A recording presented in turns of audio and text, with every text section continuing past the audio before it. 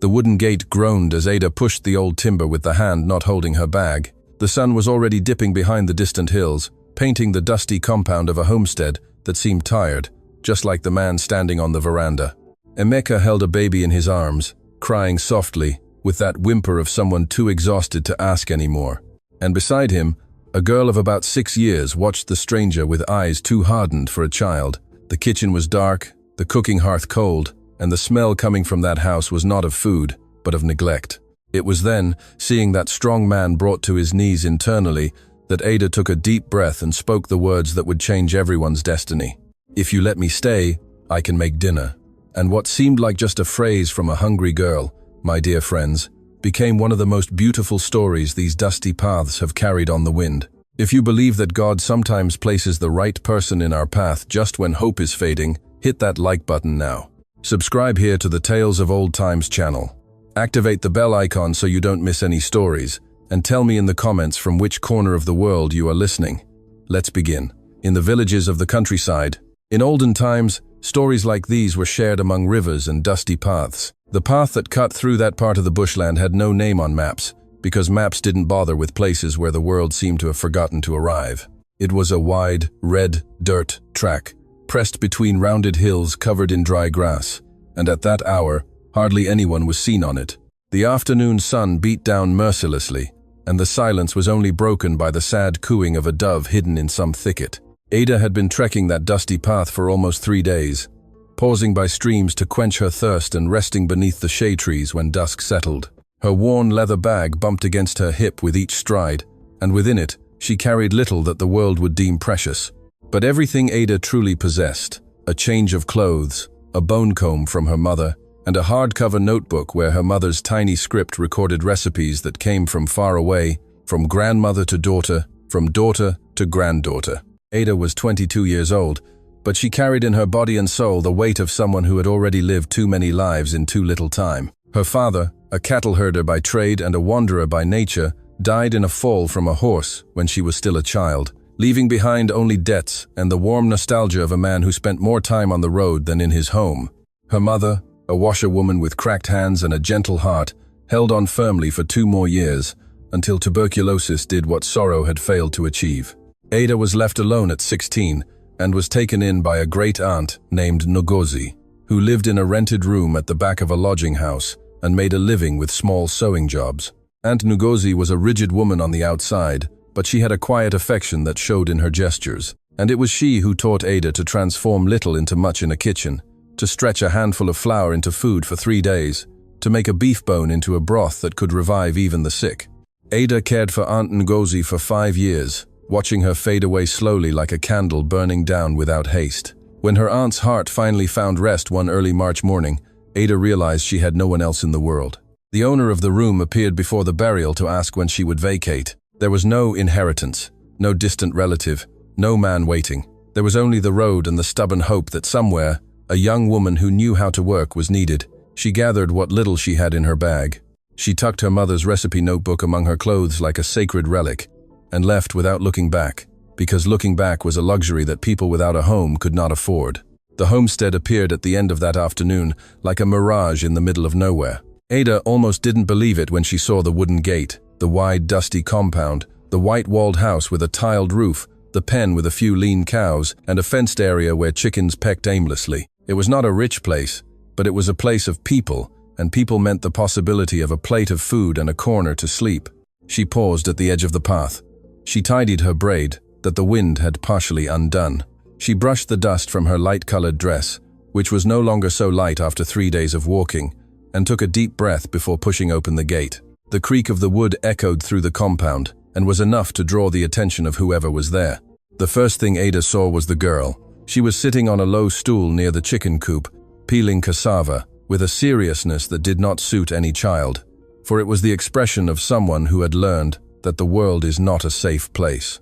She had brown hair cut to her chin, a simple dress of worn fabric, and a gaze that measured the stranger from head to toe, without speaking, without making a sign, without smiling. Ada was about to open her mouth to speak when she heard the crying. It came from inside the house, a soft whimper of a baby, whose voice was worn out from crying so much, and along with it, the man appeared. Emeka emerged from the doorway like someone coming out of an endless battle. He was tall, with broad shoulders and large hands of one who had worked the land since he could remember. But everything about him screamed fatigue. His beard was days unshaven. His wrinkled linen shirt had a milk stain on his shoulder, and his sunken eyes carried that kind of exhaustion that cannot be cured with a night's sleep, because it wasn't just his body that was spent. In his left arm, he held a baby of about 7 or 8 months, wrapped in a cloth that had seen better days. And the child squirmed and whined with that restlessness of someone who needs something the father doesn't know how to give.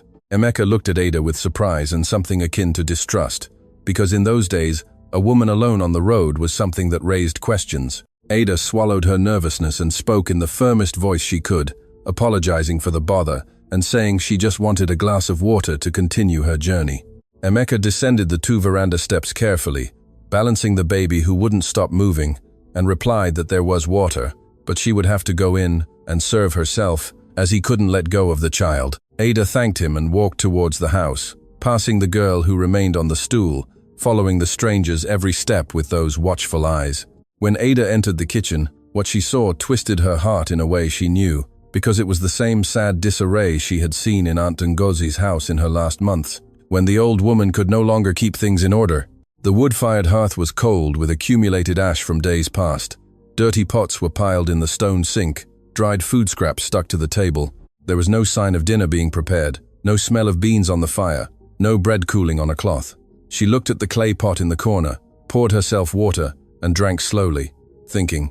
Then, she looked again at the kitchen, the pots, the dead hearth, the window through which she saw Emeka in the compound, trying to calm the baby without success, while the girl returned to peeling cassava with mechanical movements. Ada thought about the road that awaited her outside, about the uncertain villages, about the doors that might open or not, and she thought about that house that needed someone, just as she needed a place. The decision formed before reason could argue.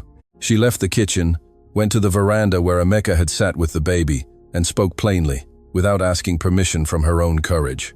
"Mr. Emeka, I saw the hearth is cold and the children haven't eaten dinner.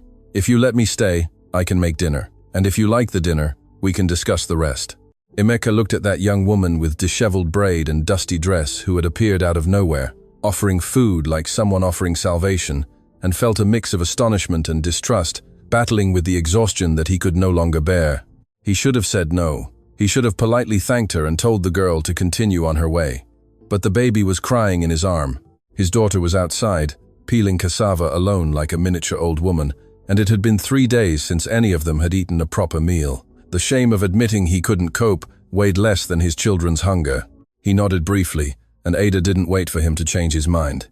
She entered the kitchen like someone entering a work camp, rolled up her sleeves, and started with the hearth. She cleaned out the old ash, arranged the firewood stacked in the corner, and with the skill of someone who had done it all her life, lit the fire on the first try. As the flames gained strength, she rummaged in the cupboard and found soaked beans that no one had cooked, a piece of smoked fish, cornmeal, a few eggs, and the cassava the girl was peeling outside.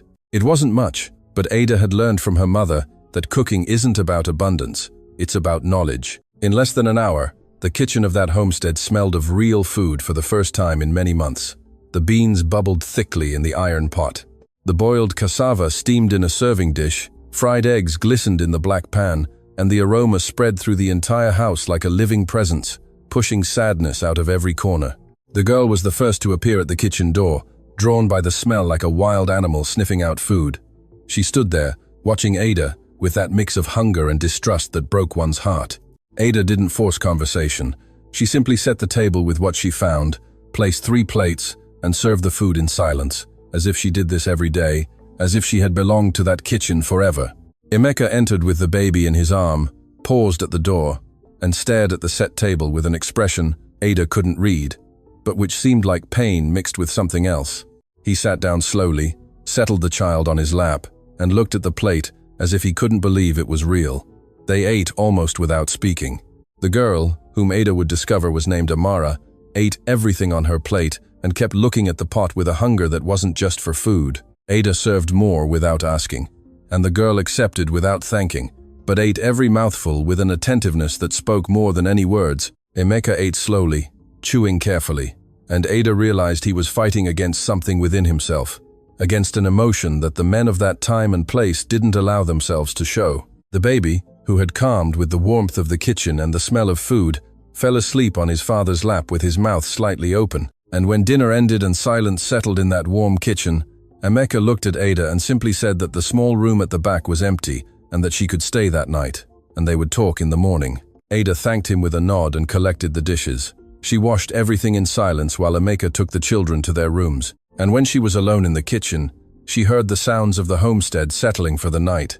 The distant bleating of the cattle, the wind in the garden trees, the crackling of the last embers in the hearth. Before going to the small room, her eyes stopped on a photograph hanging on the living room wall between a wooden crucifix and a dried sprig of rosemary. It was the portrait of a young woman with light eyes and dark hair, with a serene smile that seemed to bless the entire house. Ada looked at that face and felt something strange stir within her chest, a feeling that was neither sadness nor joy, but something she couldn't yet name. She quickly averted her gaze and went to the room, where she lay on the narrow bed with a thin mattress and closed her eyes, listening to the house's breathing around her. That night, for the first time in weeks, no one cried in that homestead, neither the baby, nor the girl, nor the man. And Ada, who had nowhere to lay her head that morning, fell asleep feeling that perhaps, just perhaps, that cold hearth had been waiting for her. The sun was still sleeping behind the hills when Ada opened her eyes on that first morning.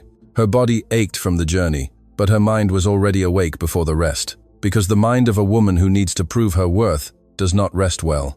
She got up, put on the same dress she had washed the night before and hung by the window, and walked barefoot through the dark hallway to the kitchen. Everything was just as she had left it, clean and tidy, and the silence of the house was one of those that makes one hear even their own heart beating. Ada lit the hearth in the darkness by practice, by touch, by the instinct that years of cooking had etched into her hands, and as the first flames illuminated the whitewashed walls, she felt she was doing the right thing. She put water to boil, found a handful of roasted coffee in a tin can, ground it in the mill, and slowly brewed it, letting the strong aroma take over every corner like a silent invitation. Emeka appeared at the kitchen door before the coffee was ready, with the baby slung over his arm and the expression of someone who hadn't slept enough, but was already used to it. He stood for a moment, watching Ada move around the kitchen as if she knew every corner, every pot, every spoon, and something in that scene made him uneasy, in a way he couldn't explain.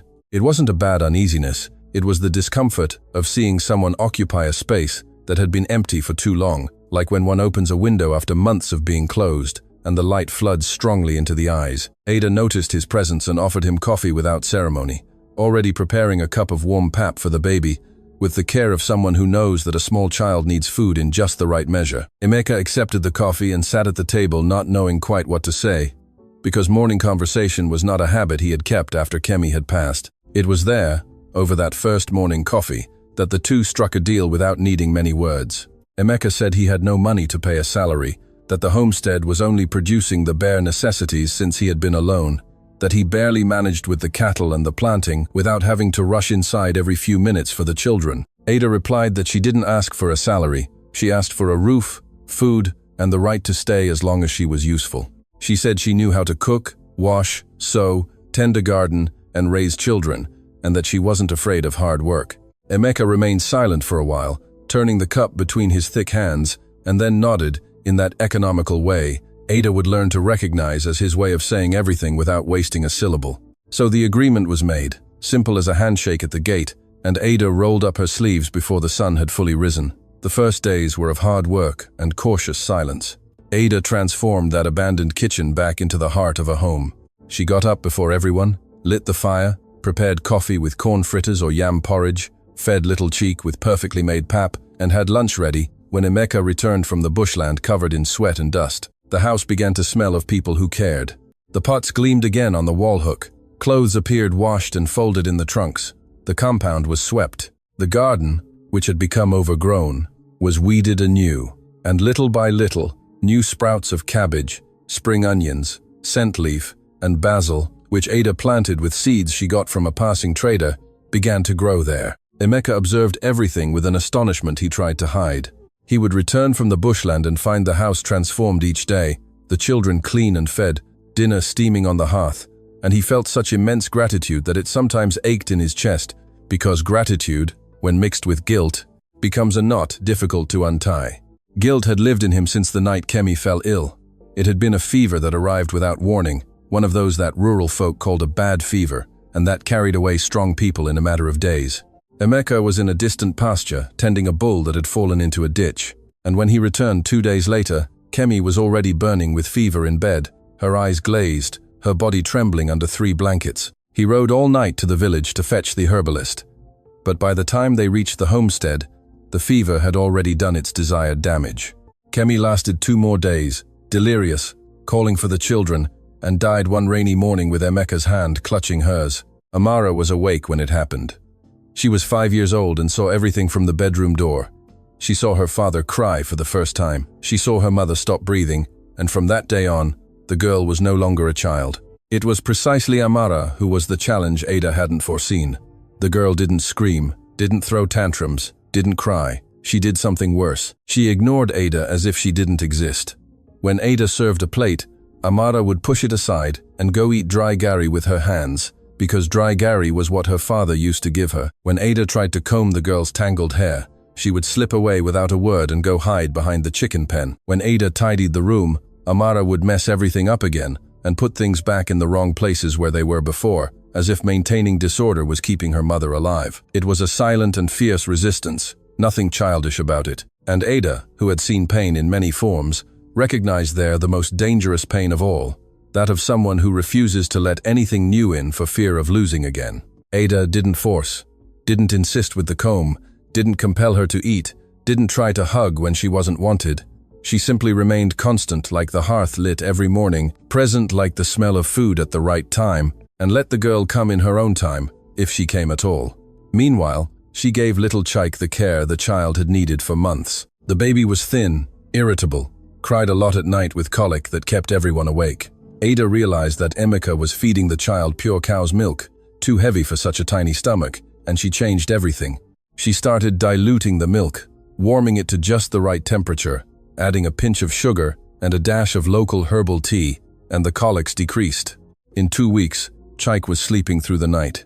In a month, he was a different baby, plump, cheerful, stretching his little arms when he saw Ada approach. Emeka saw all of this and softened inside without realizing it. He began to return from the bushland earlier, not because the work had diminished, but because the house had once again become a place where one wanted to be. He started talking more during meals, first about things from the farm, then about the children, then about matters that had no particular use, but which filled the silence with something good. Ada listened with genuine attention, asked questions about the cattle, about the crops, about the land, and Emeka found himself explaining things with a patience he didn't know he had, almost smiling when she understood quickly. But neither of them touched on the topic that hung over the house like a rain cloud that wouldn't break. Neither of them spoke of Kemi. The second week brought the first outside visitor. Elder Akin, a neighboring farmer of advanced age, appeared one Wednesday afternoon, mounted on a worn-out horse that had seen better days, just like its owner. He was a respected man in the region, a widower too, but of an old widowhood, one of those that become a crust around the heart. He had lost his wife more than 15 years ago and never recovered, living alone in a homestead too large for a single man, with farmhands who took care of everything, while he slowly faded away in a rocking chair, surrounded by local gin and silence. Elder Akin loved Emeka like a son he never had, and came occasionally to check if the young man was bearing up under the weight. That day he found the house different, and the young woman in the kitchen, and his eyebrows rose higher than his hat when he took it off. Emeka explained the situation in a few words, and Elder Akin listened in silence, his gaze wandering between the man, the young woman, and the children, with that expression of someone who had lived long enough to know that life weaves tangles that no one plans. The elder didn't say if he approved or disapproved. He simply drank the coffee Ada served. He praised the corn fritters with a grunt that was the closest he came to a compliment, and when it was time to leave, he pulled Emeka aside in the compound. What he said was short and direct, that the young woman seemed like a good person and that the house was better than he had seen it in months, but that the village people had already found out, because traders carry news faster than the wind, and that Mama Bose, Kemi's godmother, who owned the shop in the market square, was telling anyone who would listen that Emeka had found himself a woman before completing his wife's mourning period. Emeka felt his blood heat up, but Elder Akin raised his hand, asking for calm, and said he wasn't there to judge, that everyone knows the pain they carry and the remedy they need, but that he should be careful because village gossip can destroy more than a flood. That night, after Emeka had retired and the house grew dark, Ada sat on the bed in the small back room with her mother's recipe notebook open on her lap. She turned the pages slowly, reading the notes written in pencil in tiny, sloping script.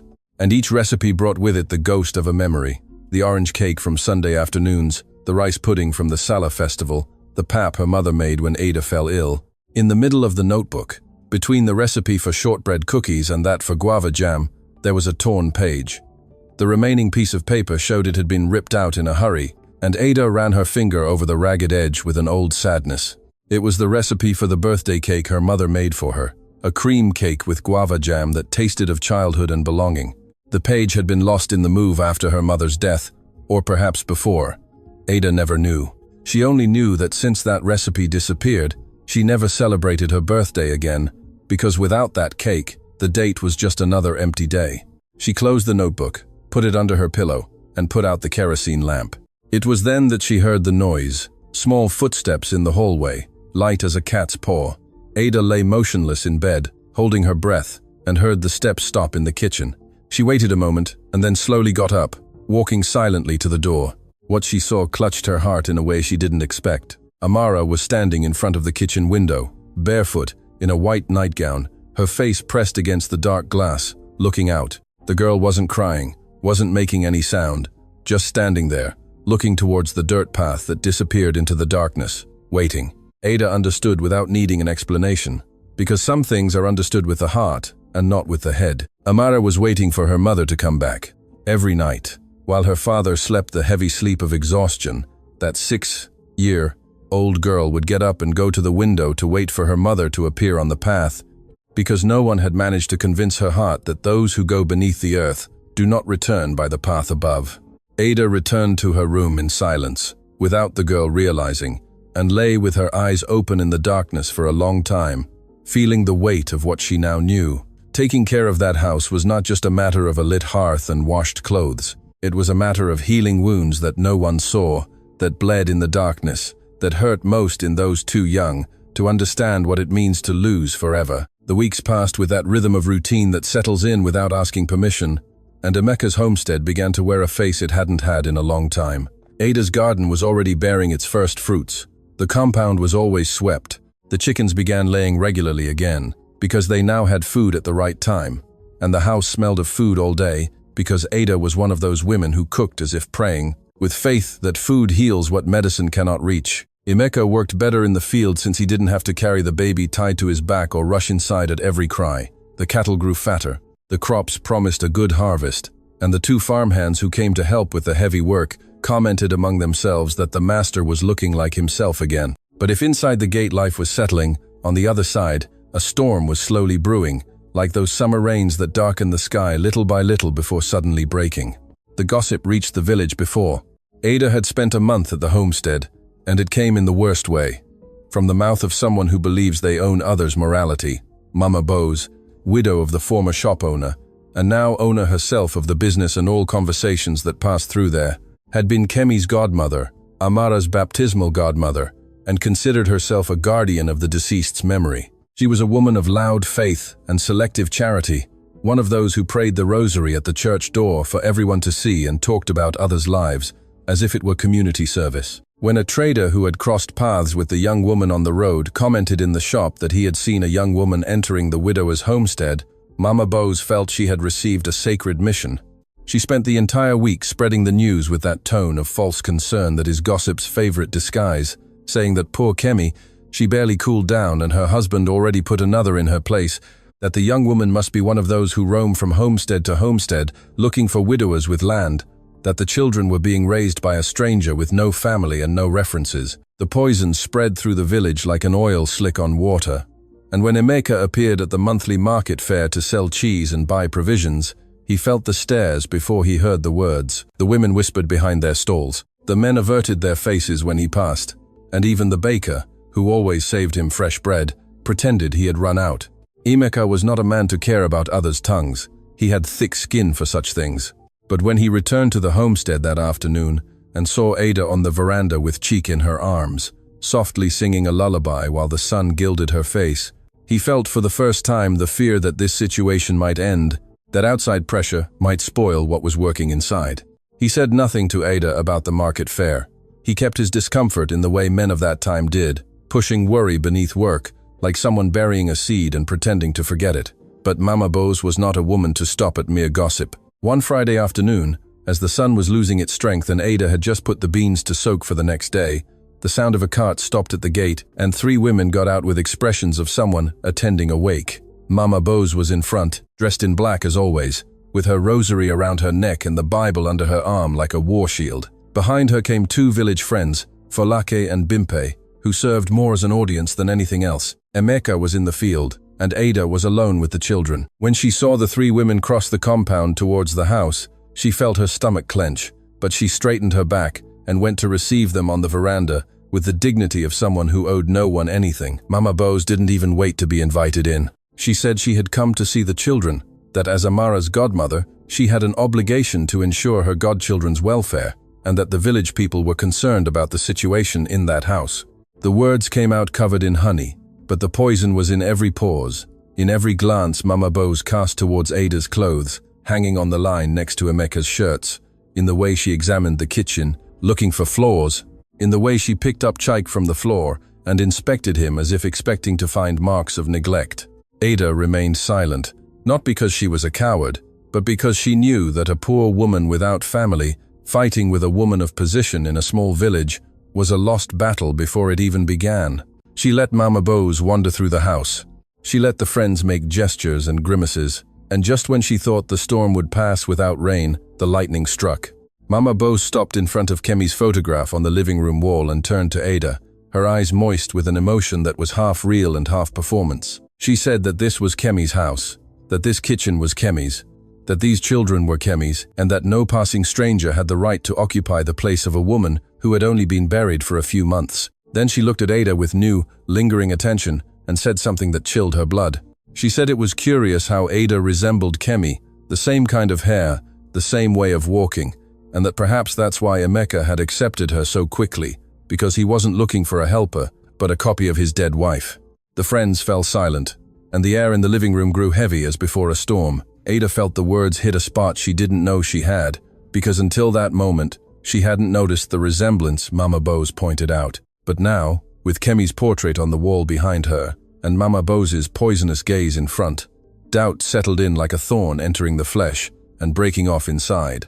Amara appeared in the doorway of the living room amidst all this, drawn by the strange voices, and when she saw her godmother, she began to cry for the first time since Ada had arrived. It wasn't the cry of a child wanting arms. It was the cry of someone recognizing someone from a time that hurt. And Mama Bose took advantage to pick up the girl and cast Ada a look of silent triumph, as if saying that here was proof that children needed familiar people, and not a stranger. Ada felt the floor move beneath her feet, but she didn't falter outwardly. She waited for Mama Bose and her friends to leave. She waved goodbye to them from the gate with a steady hand, and only when the cart disappeared around the bend in the road did she lean against the wall and let her body slide to the ground, trembling all over. It wasn't anger she felt. It was something worse. It was doubt gnawing from within, asking if Mama Bose wasn't right, if Emeka didn't see her as a shadow of another, if that place truly belonged to her, or if she was just warming a borrowed space. When Emeka returned from the field at the end of the afternoon and found signs of the visit, the poorly made dinner, and Ada, with red eyes she tried to hide, he didn't need much explanation to understand what had happened. He remained silent for a long time, eating without tasting, and when Ada got up to clear the plates, he spoke without looking at her, in a low, careful voice of someone who knows they are treading on dangerous ground. He said that Mama Bose didn't rule that homestead and that Ada wasn't going anywhere. Ada stopped with her back to him, her hands gripping the edge of the sink, and asked without turning around if he wanted her there for herself or for resembling someone else. The silence that followed was one that weighed tons. Emeka slowly released his fork, looked at the back of that woman who had saved his house and his children, and felt within his chest a confusion he didn't know how to untangle. He said he had never thought about it, that to him Ada was Ada and Kemi was Kemi, and if there was a resemblance, he hadn't noticed it. But the words came out uncertain, and Ada perceived the hesitation as if it were a blow. She finished washing the dishes in silence and retired to her room without saying goodnight. And that was the first time the two slept with distance between them, not of meters, but of unresolved matters. The following days were strange and tense, with Ada working harder than ever, but speaking less than ever, and Emeka circling the house with guilt, not knowing what to apologize for. He found himself looking at Kemi's photograph on the wall and then looking at Ada in the kitchen, comparing unintentionally, searching for the resemblance Mama Bose had planted in his head, and getting angry with himself for not being able to stop. Ada noticed the glances and withdrew even more, and the house that had begun to breathe again started to suffocate anew. Amara, with the sharp intuition that wounded children develop, felt the change in the air and became sullen again, as if Mama Bose's visit had reopened the wound that had barely begun to heal. The girl stopped eating Ada's food again. She went back to peeling cassava alone in the compound. She returned to long silences and hard stares. It was as if the entire house was moving backward, undoing knot by knot everything Ada had so carefully woven. It was in this stretched cord atmosphere that the longest night of that homestead arrived. Cheek began to cough after dinner, a dry cough that turned into a cold and before midnight became a fever. Ada touched the child's forehead and recognized the dangerous heat she had felt many times caring for Aunt Ngozi. She prepared elderberry tea, made wet cloth compresses, held the child in her arms trying to lower his temperature with everything she knew, but the fever did not yield. Chike burned like an ember, his little body shaking with chills, his breath coming out with a wheezing sound that filled the house with fear. Emeka, seeing his son in that state, felt terror rise up his back like a living thing, because that scene was an exact repetition of what had happened with Kemi. The same fever, the same trembling, the same glazed eyes. The memory returned whole, cruel, and with it came the panic of someone who already knows how this story can end. Emeka grabbed his hat and said he was going to fetch the herbalist in the village, that he wasn't going to wait until dawn, that he wasn't going to make the same mistake twice. Ada tried to argue that the path was dark and that it had rained in the afternoon, that the route would be dangerous, but she saw in his eyes something that allowed no discussion. It was the desperation of a father who had already lost too much and could not bear to lose anything more. He saddled the horse in the dark, mounted without looking back, and disappeared into the path like a shadow swallowed by the night. Ada was left alone with the two children, the baby burning with fever in her arms, and Amara sleeping in her room, unaware of anything. The house became enormous around her, every shadow seeming larger, every sound from the bushland outside seeming like a threat. And Ada prayed softly as she changed the compresses, asking God not to take anyone else from that house that had already paid more than its share of suffering. It was around 2 a.m. when the worst happened, not with Cheek, who was still feverish but stable in Ada's arms, but with Amara. The girl woke up to the sound of her brothers crying, left her room and came to the kitchen, and what she saw collapsed her world. She saw Ada holding the baby who was trembling and moaning. She saw the wet compresses, she saw the tea on the table, she saw the kerosene lamp casting shadows on the wall, and all of that mixed in the head of a 6-year-old girl, with the night her mother died. Amara's body froze in the kitchen doorway. Her eyes widened enormously, and then came the scream, a high-pitched, tearing scream, not of fright, but of pure terror. The terror of someone reliving the worst night of their life and unable to separate what is past from what is present. The girl began to tremble from head to toe, slid to the floor, and huddled against the wall, with her arms wrapped around her knees, crying in a way that didn't seem like a child's cry, but like the lament of a wounded animal. Ada felt desperation squeeze her because she had a sick baby in one arm and a panicked girl on the floor, and was alone in the middle of the night with no one to help her. But desperation is a luxury a mother cannot afford. And that was exactly what Ada became at that hour without realizing it, without planning it, without asking permission. She carefully laid Cheek in the crib, covered the child, and knelt on the floor beside Amara. The girl huddled closer, recoiling from contact like a cornered animal, and Ada didn't insist. She stayed there on the floor, sitting beside her, not touching her, not speaking, just present, like a warm wall protecting from the wind, demanding nothing in return, and she began to sing. It was a song her mother used to sing on stormy nights. A simple, repetitive melody that wasn't meant to be beautiful, it was meant to be safe, to be the same every time, to say without words that, as long as that music played, nothing bad would happen. Ada sang for a long time, repeating the same song as if it were a prayer.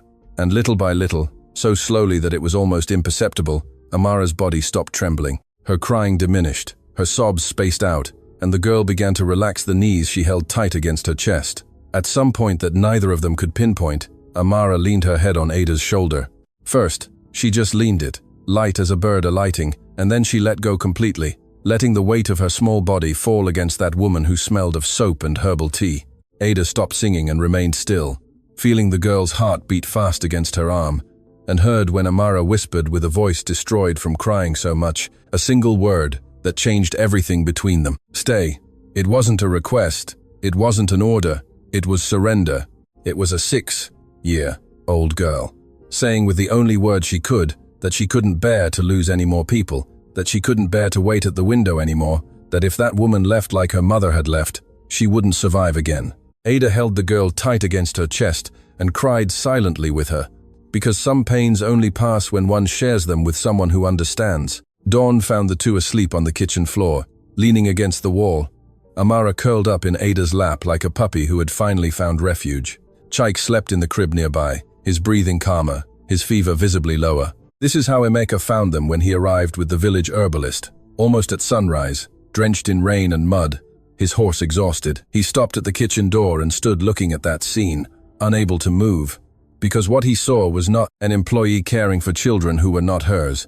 It was a mother holding his children, as if they were the most precious things in the world. The herbalist examined Chaik, said it was a throat infection, that the fever would subside with the teas and compresses Ada was already administering, that the young woman had acted well, and that the child would be fine in a few days. Emeka thanked the healer, paid for the visit with cheese and butter because money was scarce, and when they were alone again, he looked at Ada with a clarity he hadn't felt since Kemi's death. In that moment, kneeling beside the chair where Ada was now sitting with Amara still asleep in her lap, Emeka understood that the question about the resemblance to Kemi was the wrong question. It didn't matter if Ada resembled Kemi or any other person in the world. What mattered was that she had stayed, that in the darkest hour, when he wasn't there, she had held everything together alone. She held the house, she held the sick baby, she held the shattered girl, and that was not something of someone who resembles someone. It was something of someone who is someone. He said nothing because he hadn't yet found the right words, but he touched Ada's hand with the tip of his calloused fingers, and she raised her tired eyes. And what passed between those two gazes was more than any phrase could carry. Something changed in that homestead after that night, and it wasn't something that could be seen with the eyes, but it was felt in the air as rain is felt before it falls. Emeka woke up different the next morning with a firmness in his gaze that Ada didn't know, a decision that seemed to have been born during the ride in the dark and matured upon seeing the two women of his life sleeping on the kitchen floor. He drank his coffee in silence. He looked at Amara, who for the first time in weeks sat beside Ada at the table and ate her corn fritters without complaint. He looked at Cheek, who already showed improvement in the crib with less red cheeks, and then he stood up, put on his hat, and said he was going to the village to sort some things out. He didn't explain what things they were, and Ada didn't ask because she had learned that Emeka was a man who spoke with actions and not with promises. What Emeka did that morning, the entire village knew before noon. He went straight to the chapel and sought out Pastor John, a thin man with white hair and gentle eyes, who had known Emeka since he was a child and had baptized his two children, performed his wedding with Kemi, and committed her body to the earth. Emeka sat on the front pew of the empty church and told the pastor everything with the raw honesty of someone who doesn't know how to sugarcoat things. He told him about Ada, about the work arrangement, about the children's improvement, about Mama Bose's visit, and the gossip. And he also told him, in a softer voice and with hands clutching his hat in his lap, that he felt something for that woman that he hadn't expected to feel again, and that he didn't know if he had the right to feel. Pastor John listened to everything without interrupting, as men do, who have learned that listening is more important than advising. And when Emeka finished, the pastor remained silent for a while, looking at the crucifix on the altar before speaking. What the pastor said was simple, and Emeka carried those words for the rest of his life. He said that mourning is not a prison, and that God did not invent nostalgia to prevent anyone from living. That honoring those who have left is not to wither alongside them, it is to remain standing, caring for what remains. He said that Kemi had been a good wife and a good mother, but that she was with God, and that the children were on earth needing living care and not dead homage. He said that if Ada was a good woman, and if Emeka felt in his heart what he was saying with his mouth, then he should do things properly, that he should marry her before God and the community, that he should give her the respect of a wife and not the shame of a cohabitant. Emeka left the church with a lighter chest than when he entered, and went to make his second visit of the day. He stopped his cart in front of Mama Bose's shop when business was brisk, with half a dozen people buying and chatting on the sidewalk. Mama Bose saw him arrive and straightened behind the counter, ready for the confrontation she knew was coming. But what Emeka did surprised her. He didn't yell, he didn't accuse, he didn't threaten. He entered the shop calmly, took off his hat out of politeness, and spoke loudly enough for everyone inside to hear. He said that Mama Bose had been Kemi's godmother, and that he respected that, but that respect ended where interference began. He said that Ada was an honorable woman who had saved his children from hunger and from growing up without care, that she had done more for that family in weeks than the whole village had done in a year of his widowhood, because no one, not even Mama Bose, with all the concern she claimed to have, had shown up to help when he was drowning. The silence in the shop was deafening. Mama Bose opened her mouth to reply, but Emeka continued. He said that he was going to marry Ada, that Pastor John already knew, and that the marriage banns would be read on Sunday, and that whoever wanted to talk could talk their fill, because gossip never stopped a decent person's wedding. He said all that looking Mama Bose in the eyes with a firmness that admitted no reply, and then he put his hat back on. He bought his goods at the counter, paid precisely, and left. The people in the shop looked at each other, not knowing what to say, and Mama Bose, for the first time in years, was left speechless.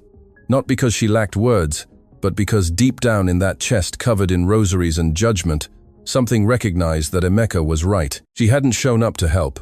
None of them had, and sometimes the truth hurts more than any offense. Emeka returned to the homestead in the early afternoon and found Ada in the garden, kneeling in the soil, weeding among the cabbage plants with Chike sitting on a mat nearby, and Amara, for the first time, playing close to her, not with her, but close, which was already an enormous conquest.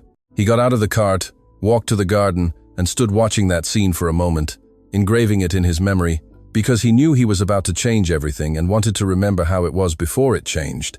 Ada looked up and saw something different in his face, a lightness she didn't know, and she waited without getting up, her hands dirty with soil and her heart racing without knowing why. Emeka knelt before her, right there in the garden, among the cabbage and spring onion plants, with the smell of damp earth rising around them, and spoke in the only way he knew how, without embellishments, without a speech, without kneeling on one knee, like in the novels he had never read.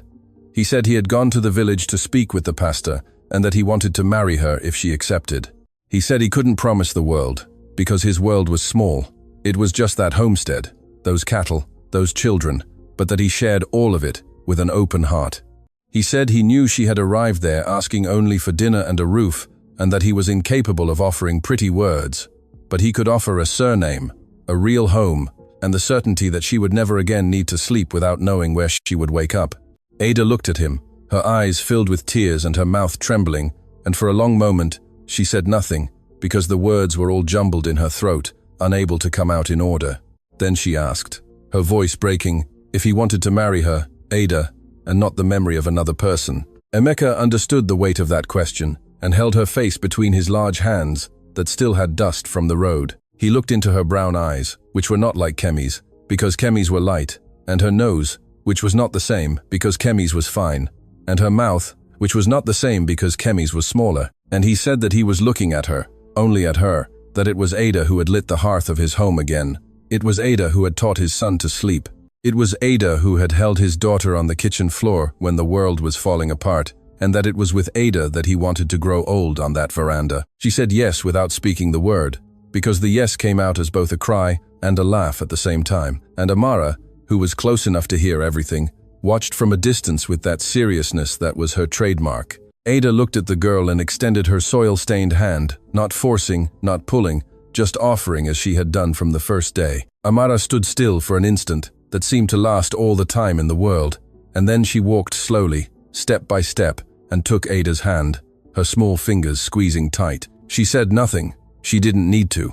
Emeka looked at their intertwined hands and knew that this was the missing blessing, more important than the pastor's, more important than the whole village's. The wedding was set for 3 weeks later, enough time for the banns and for Ada to sew a decent dress with fabric Emeka bought in the village. Pastor John read the banns the next 2 Sundays, and no one came forward to object. Although Ada was sure Mama Bose would be in the front row to object, Mama Bose did not appear in church on either Sunday, and Ada learned later, from Elder Aiken, that the shop owner had remained silent since the day Emeka spoke to her, and that some of the village friends had begun to change their tune, saying that, after all, the widower was right, and that no one had gone to help when he needed it. People are like that, my dear friends. They turn to where the wind changes, and sometimes it's enough for one person to speak the truth aloud for the castle of gossip to crumble entirely. The wedding day dawned with that clean September sky that only the countryside knows. A blue so beautiful it hurt, with a warm breeze that carried the scent of orange blossoms from the garden. The ceremony would be simple in the village chapel with few guests. Elder Wetín would be Emeka's best man, and the wife of the oldest farmhand would be Ada's matron of honor, as she had no family to fill that role. Ada got ready in the small back room that would soon cease to be solely hers. She put on her new dress of raw cotton with a little lace at the neck that she herself had embroidered at night after the children fell asleep. She braided her hair with orange blossoms that Amara had cut from the garden, and it was precisely that detail that made Ada cry before the ceremony. The flowers had appeared on her bed early, without a note, without explanation. But Ada knew it had been Amara, because no one else woke up before the sun in that house. In the church, Emeka waited in the suit that only came out of the trunk on special occasions, the same one he had worn to marry Kemi, and he didn't hide it or apologize for it, because for Emeka, wearing that suit was not repeating the past. It was showing that life continues on the same foundations, and that this takes nothing away from anyone.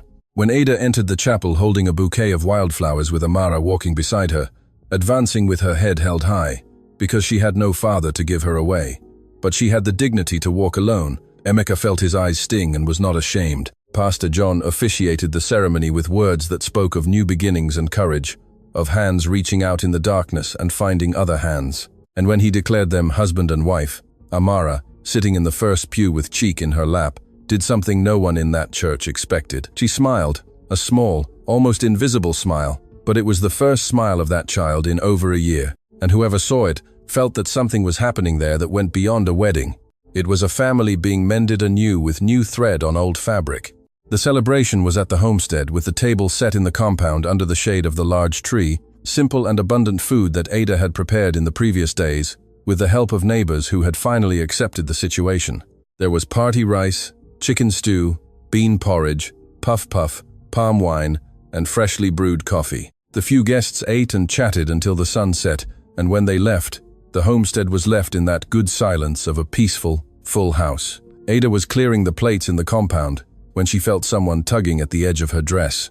She looked down and saw Amara with a folded paper in her hand, extending it to her with that solemnity children have when doing something they consider very important. Ada knelt down and took the paper. She unfolded it slowly, and what she found made her legs weak. It was a recipe written in round, uncertain childish handwriting, full of errors and ink smudges, but perfectly legible. Cream cake with guava jam. Ada looked at Amara without understanding, her heart beating so hard it seemed to want to burst from her chest.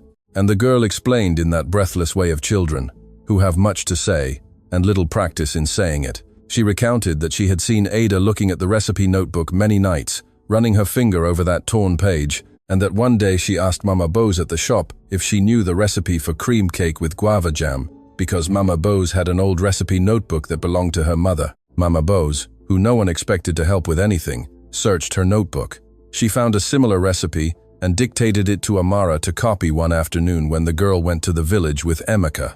The girl had kept the paper under her pillow for days, waiting for the right moment, and decided that the wedding was the moment, because a wedding is a day for gifts, and that was the gift she wanted to give. Ada held that paper like a sacred relic, and tears fell unbidden, thick and hot, wetting her new dress and the recipe, and Amara's hands which she squeezed between her own. It wasn't just a recipe, my dear friends. It was the missing bridge. It was the girl saying she accepted Ada not as a substitute for her mother, but as someone new to love. It was the page missing from the notebook and from life. And it was Mama Bose back in the village, with all her flaws and all her sharp tongue, showing that beneath judgment sometimes lies a heart that knows how to do the right thing when a child asks.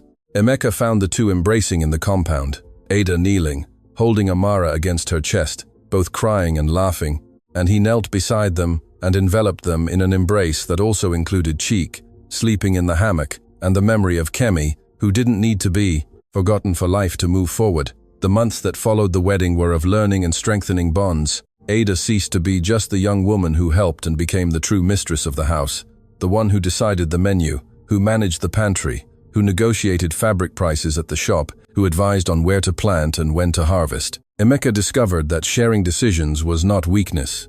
It was intelligence, because Ada had a practical sense he admired and a courage to take risks that he alone would not have had. The homestead grew in those months, as it hadn't in years. They bought more chickens, expanded the garden, sold cheese at the market fair with profits that were enough to repair the roof and replace the old windows with glass windows that let in the morning sun. Cheek grew strong and healthy.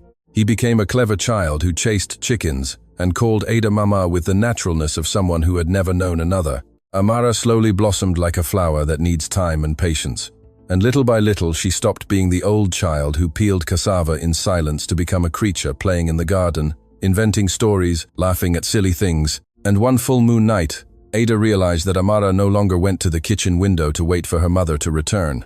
The girl slept through the night, peaceful. And that was the greatest victory Ada achieved in that house, greater than any harvest or repair. Elder Aiken, the neighbor who lived alone ruminating on his own widowhood, began to frequent the homestead more regularly after the wedding. He would come for Sunday lunch that Ada prepared with festive care and would stay all afternoon on the veranda chatting with Emeka and playing with the children in a clumsy way of someone who lacked practice but had the desire. Ada noticed that the old man was changing, that living with a vibrant family was thawing something within him that solitude had hardened. On one of those Sundays, Elder Aiken confessed to Emeka, his voice thick with local gin and emotion, that he had been wrong to shut himself in mourning for so many years, that his wife would not have wanted to see him rot alone in a house too large, and that seeing Emeka have the courage to start anew had been a slap and a lesson at the same time. Emeka said nothing, only refilled the old man's glass again, because in the countryside, some things are better said in shared silence than in any speech. A year and a half after the wedding, on a summer afternoon when the heat made the air shimmer over the land, Ada called Emeka to sit on the veranda and told him, her hands trembling in her lap, that she was expecting a child. Emeka remained still for an instant with the empty expression of someone receiving news too big for his face to grasp. And then he smiled in a way Ada had never seen before. A smile that was whole, without shadow, without reservation, without any ghost behind it. He embraced her right there on the veranda, with the strength of someone embracing proof that life had not given up on him. And Ada felt in the squeeze of those arms that the question about resembling Kemi had died once and for all, buried by everything they had built together. The child was born the following spring, a boy they named Anthony in honor of Ada's father, whom the road had taken too soon, but whom she never forgot. Mama Bose sent a handmade knitted outfit as a gift, with a short note that simply said, "For the child, with wishes for health." And Ada kept that note along with the recipe Amara had copied, because they were proof that people can change when time and truth do their work. The years passed with the haste that years have when life is truly lived. Cheek grew up and became a hard-working young man who helped his father in the field with Emeka's same silent dedication. Amara became a beautiful and studious young woman who learned to read with Pastor John and then taught the neighborhood children under the big tree in the compound, because the village had no school and she decided she would do it. Anthony, the youngest, grew up hearing that he had two parents in heaven, his grandfather, the trader, and Aunt Kemi, who watched over the stars, and never felt that this patched-up family was any less a family than any other. The homestead prospered, becoming the largest in the region, with good pasture, fat cattle, a garden that bore fruit all year round, and a large house with open windows where there were always people at the table and food on the hearth. Elder Akin spent his last years frequenting that house as if he were a borrowed grandfather, and when he died of old age one winter night, it was Emeka who handled the burial and Ada who cooked for the wake, because true family is not just blood. Much later, when Emeka's hair had turned completely white and Ada's hands already bore the marks of a lifetime of work, the two sat on the same veranda where everything had been decided. The sun was setting behind the hills, painting the sky with that orange that only the countryside knows, and the homestead around them was alive, with the sound of grandchildren running in the compound and the smell of coffee brewing in the kitchen. Amara, who was now a grown woman with her own family, had come to visit with her children. Cheek was in the cattle pen with his father, showing his eldest son how to milk a cow. Anthony sent letters from the city where he had gone to study, and in each letter came a piece of nostalgia and the promise to return. Ada looked at all of it, the house she had found dead and helped to revive, the garden she had planted, the crops that had grown, and felt a peace so profound it hurt with its beauty. Emeka took her hand as he did every afternoon on that veranda, intertwining his calloused fingers with hers, and asked if she remembered the day she arrived. Ada smiled and said she remembered everything: the cold hearth, the crying baby, the serious girl in the compound, and the enormous fear she felt that they would send her back in the morning. Emeka shook his head slowly and said that his fear that day was different. It was the fear of accepting help, of admitting he couldn't do it alone, of letting someone into a house he had locked up with his grief. Ada leaned her head on his shoulder and murmured softly the phrase she had said so many years ago. "If you let me stay, I can make dinner." Emeka laughed with that low, husky laugh of an old man who has cried all he had to cry, and now only knows how to laugh. He replied that she had done much more than dinner, that she had made the entire house, the entire family, the entire life. And Ada squeezed his hand and said that she hadn't done it alone, that he had left the gate open that afternoon, and that sometimes that's all God asks of you. Not great feats, not miracles, only that you open the gate when someone needs to enter. And so ends this story, my dear friends, which is not about love at first sight, not about passion born in a lightning flash and dying in a storm. It is about love built at the hearth, lit at dawn, in the hand that holds a child on a feverish night, in the plate set at the exact time, in the silence that says more than a speech. Emeka and Ada, what does the name matter? Because this story happens every time someone has the courage to extend a hand, and someone has the courage to accept it. If this story touched your heart as it touched mine in telling it, hit that like button now. Subscribe here to the Tales of Old Times channel. Activate the bell icon and share it with someone who needs to hear that starting over is not weakness.